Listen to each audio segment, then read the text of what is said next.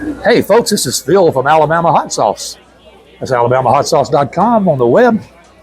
I'm at the Florence Lauderdale Farmers Market. It's Saturday morning again, and it's a part of the week I really look forward to. Nothing more fun than selling, talking to people, buying the stuff you made all week. Today I'm here with sort of a new product. It's either going to be a smash hit or I have wasted a lot of time and money.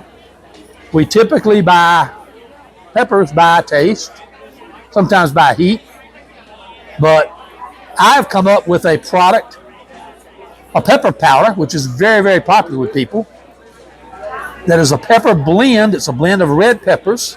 As a matter of fact, all three of these are blends of various segments of 16 different red pepper powders. And it is blended for a specific Scoville. I have the 40,000 Scoville. I have the 80,000 Scoville. And I have the 120,000 Scoville. So you can actually buy this pepper according to its heat characteristics. I will also have a 20,000 and a 210,000 Scoville probably in 3 or 4 weeks. But anyway, all of these taste sweet, fruity like most red peppers do, a little bit citrusy. They're all fairly much the same color. And like I say, each of these different blends has a collection of the various different heat levels of pepper that I laid out.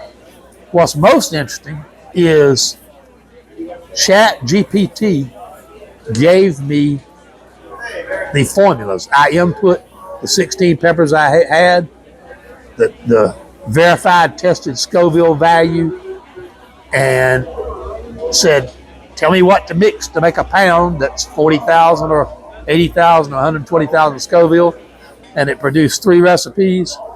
I made them, I tasted them. Clearly one was hotter than the other, and the next was hotter than that one.